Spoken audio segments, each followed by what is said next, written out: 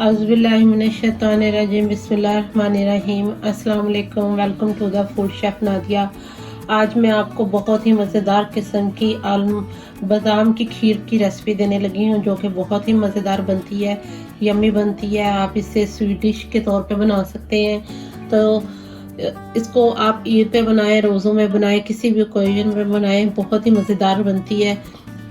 तो इसके लिए हमें यहाँ पे चाहिए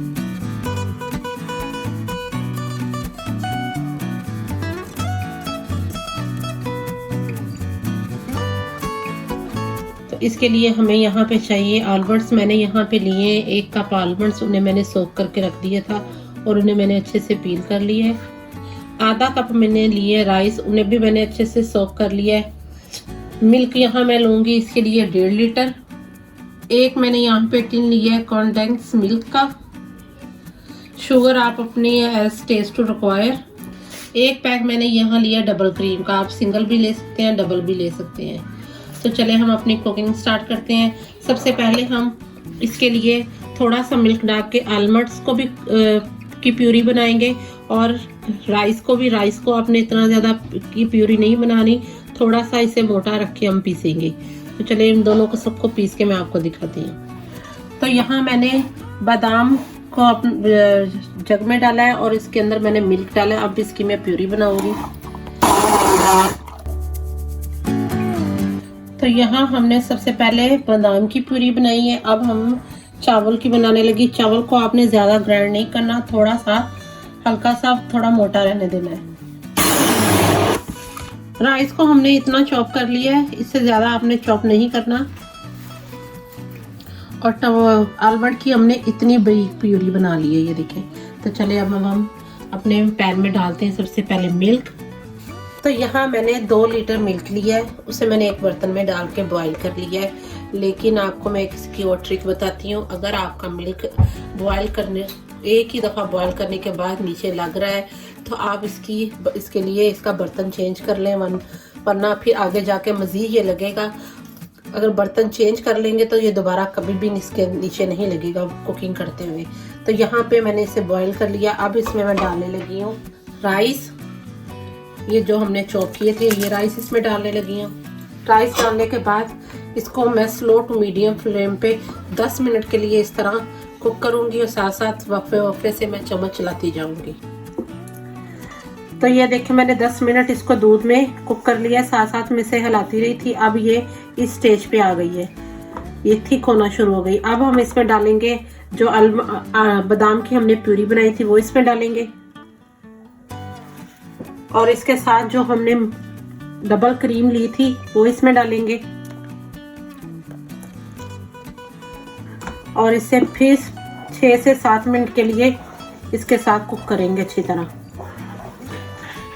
ये बहुत ही रिच फ्लेवर की और बहुत ही मज़ेदार बनती है खीर। तो चले मैं आपको 6 से 7 मिनट बाद इसकी लुक दिखाती हूँ। तो ये देखें मैंने 7 से 8 मिनट बाद कुक की है, उसके बाद कितनी अच्छी ये गाढ़ी थिक हो गई है। अब हम इसमें डालेंगे 1/2 टीस्पून इलायची का पाउडर और यहाँ पे जो हमने कंडेंस मिल्क लिया था वो इसमें डालेंगे। इसको डालने के बाद हम इस पे शुगर डालेंगे ताकि हमें शुगर की क्वांटिटी का अंदाज़ा हो सके। तो ये देखें हमारी मज़ेदार किस्म की आलमंड खीर रेडी हो रही है। इसके साथ ही तो यहाँ मैं इसमें सम ड्रॉप्स आलमंड एसेंस डालने लगी हूँ। ये ऑप्शनल, अगर आप डालना चाहते हो तो डालें, लेकिन इसको डालने से बहुत अच्छी खुशबू आती है। खुशबू तो इस वक्त भी बहुत अच्छी आ रही है, लेकिन मैं इसको जस्ट फ्लेवर के खुशबू के लिए डालूंगी थोड़ा सा। तो अब हम इसमें डालेंगे शुगर।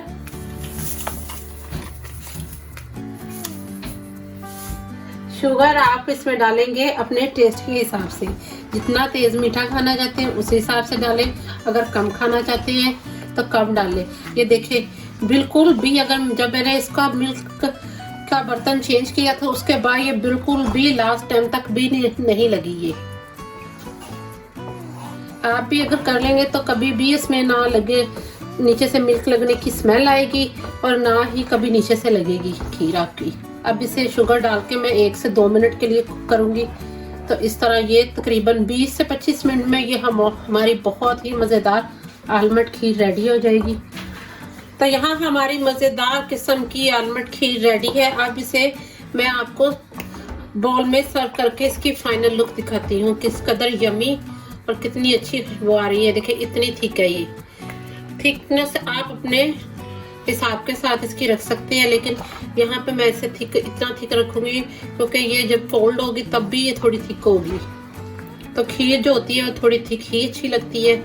तो चले इसे हम बाउल में निकाल के इसकी फाइनल लुक आपको दिखाती है।